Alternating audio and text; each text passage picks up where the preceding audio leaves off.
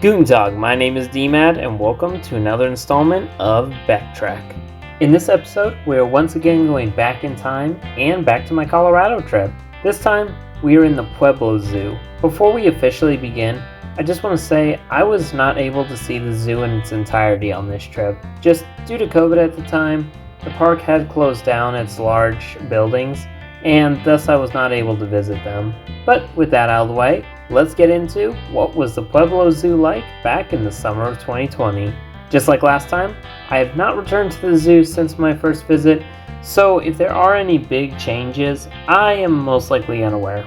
If you know about any big changes to the zoo since, please let me know in the comments.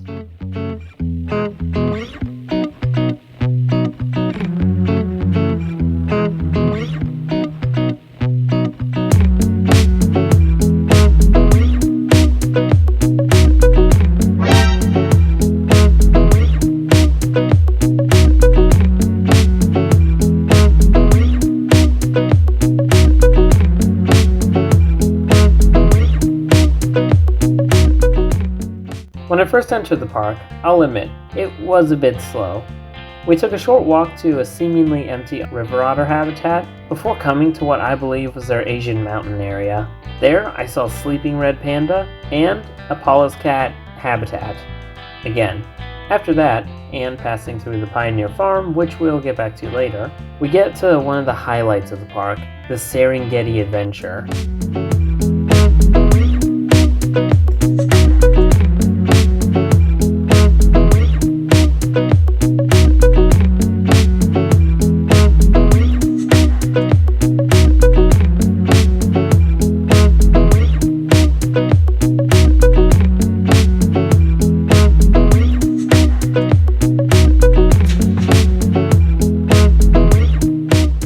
Here, you get to see select animals from the continent of Africa. Due to me getting there when the zoo first opened for the day, I got to see their painted dogs roaming around. In addition, you also get to see lions, cohabbed meerkats and porcupines, and Brazos monkeys. From the Serengeti Adventure, you're taken along the west part of the zoo to see their medium to large mammals of Australia, South America, and Asia. Aside from the painted dogs, one thing that made my day was getting to listen to the howling of their white-handed gibbons.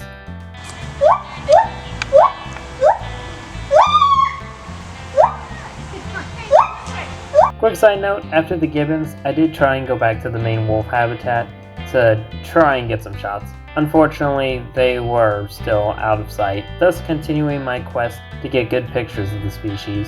The last animal of the Asian section, and what I think is the most outstanding animal at the park, would be their Sichuan takin herd. If you don't know what they are, the Sichuan takin is a mid-sized hoofstock from the eastern Himalayas and China, and are close cousins of sheep and goats. The Pueblo Zoo is home to a herd of 5, and has a successful history of the vulnerable hoofstock. At the northwestern corner of the park, you come to their shortgrass prairie. This section is not only meant to display North America's native wildlife, but is also used as a demonstration for their shortgrass prairie conservation.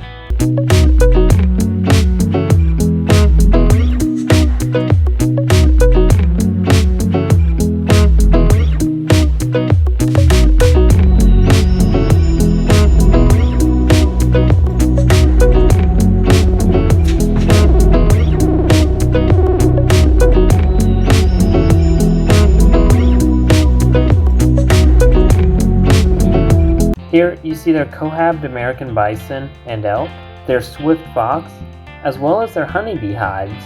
Further along, you also get to see the meerkats of North America, the black-tailed prairie dog.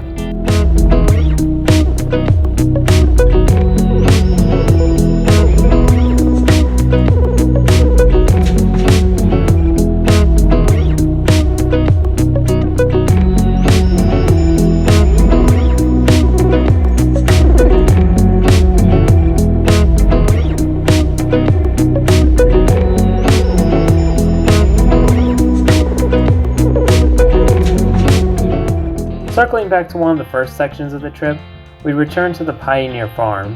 Here, you see animals from farms around the world, with numerous breeds of cattle, guinea fowl, this expressive Indian peacock, goats, and more.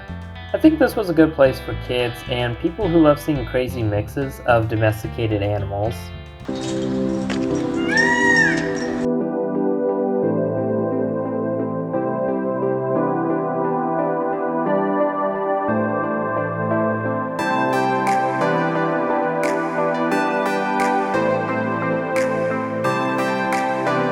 Now, moving on, after passing what I believe was their penguin building, we come to the last section of the zoo, the African Plains.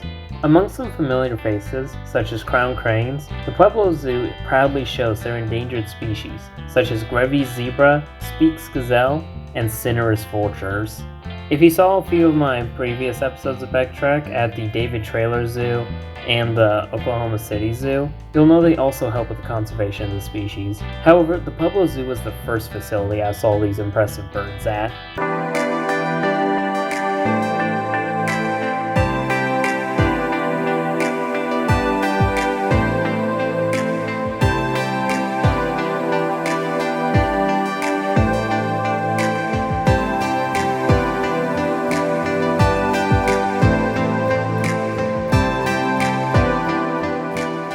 And that does conclude my experience at the Pueblo Zoo in 2020. And all I can say is, I really need to make another trip to Colorado.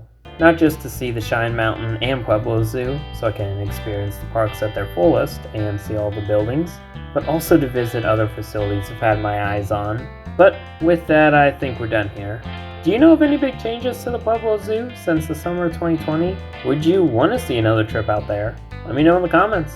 As always, I hope you enjoyed this video and will consider liking and subscribing to the channel, as well as following us on our other platforms. And share this video out to anyone who you think would like the Pueblo Zoo, time capsule content, or zoos and animals in general. I thank you all for watching, and remember, always be prepared, do good daily, and love nature. For your life is a canvas, and you have the brush. Auf Wiedersehen!